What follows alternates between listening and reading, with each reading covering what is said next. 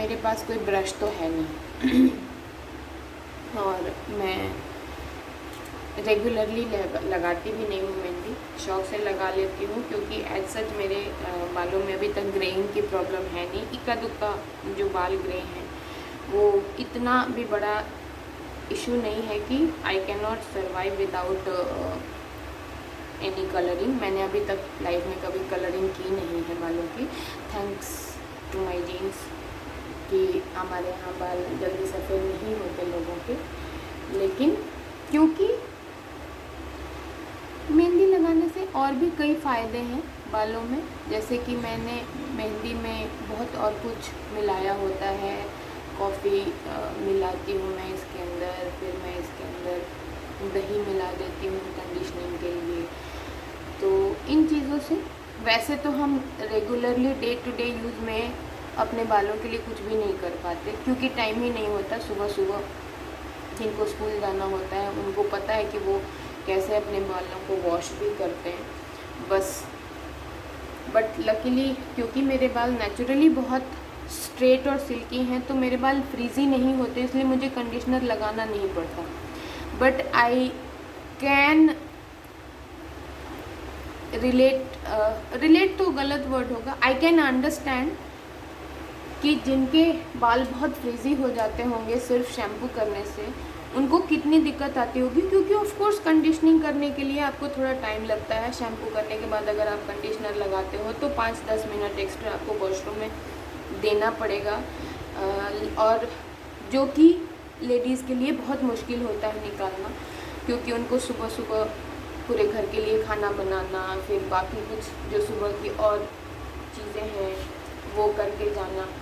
और मोस्टली जो ladies job करती हैं सभी लेडीज़ 4-4:30 तक उठ जाती हैं, फिर वो भाग भाग के अपने घर के काम करती हैं। बच्चों के लिए लंच बनाना, हस्बैंड अगर जाने वाले हैं जॉब पे तो उनके लिए लंच बनाना, तो 3-4 तरह के लंचेस वो पैक करती हैं। फिर अपना खाना पैक करना, पीछे से अगर कोई इन लॉज हैं उनके घर में तो उनके लिए देखना कि वो कैसे मैनेज करेंगे, वो क्या खाएंगे।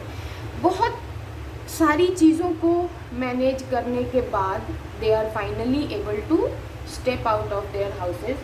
सो I have huge respect to the women who work so hard to just be able to reach their workplaces on time, and it is at the same time very heartbreaking to see that their hard work, their passion, their dedication sometimes is not noticed, and even if it is noticed it is not acknowledged. बहुत बुरा लगता है ये देखकर कि आपके काम को एक्नॉलेज नहीं किया जाता।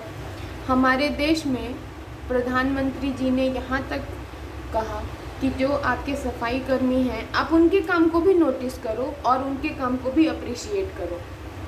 सफाई कर्मी ऑफ कोर्स बहुत इम्पॉर्टेंट होते हैं क्योंकि हम लोग नहीं सरवाइव कर सकते हैं अगर वो सड़कों की सफाई ना करें, अगर वो आपके गलियों में से कूड़ा ना उठाएं, तो you can imagine what will happen.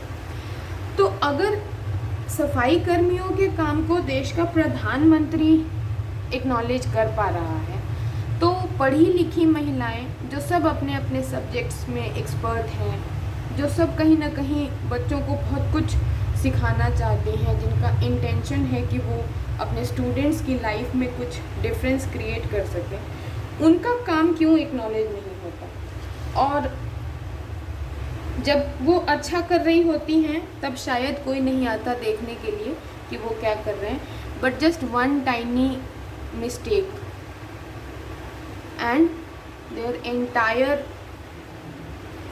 Process goes haywire.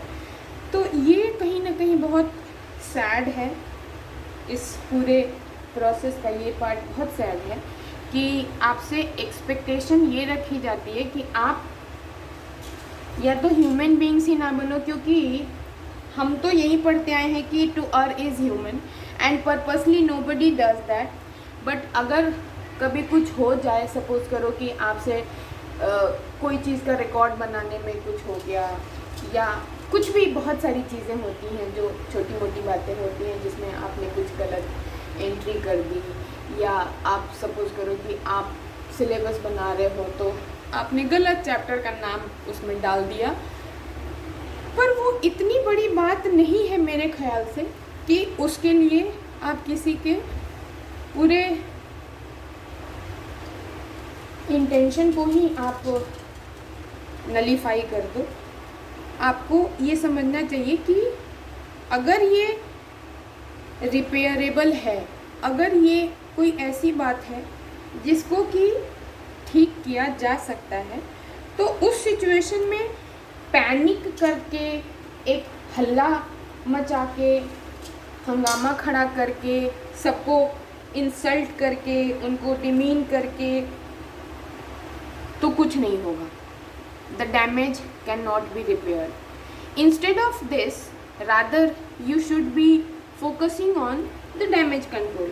कि suppose hypothetically अगर एक चैप्टर गलत लिख भी दिया किसी टीचर ने तो उसको आप बदलवा दीजिए, क्या हो गया? इतनी तो कोई बड़ी बात नहीं है कि एक चैप्टर का नाम किसी ने गलत लिख दिया। तो संविधान भी कभी कभी समय के हिसाब से अगर लगता है लोगों को कि हाँ इसमें अमेंडमेंट्स की ज़रूरत है तो उसको भी अमेंड कर दिया जा सकता है।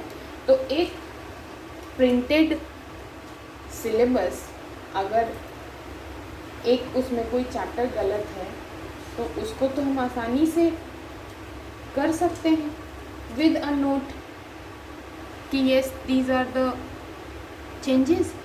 एंड आई एम श्योर किसी भी समझदार इंसान के लिए ये कोई बहुत बड़ी बात नहीं होगी कि वो इसको समझेंगे और नोट कर लेंगे कि ठीक है पहले कुछ और आया था और अब हमें इसकी जगह ये चैप्टर को रीड करना है।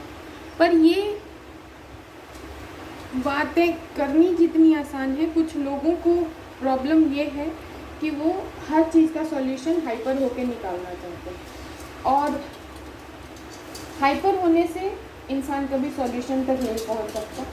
कोई भी टीम कभी भी नहीं अच्छी बनती जब तक वहाँ पे टीम स्पिरिट नहीं होती।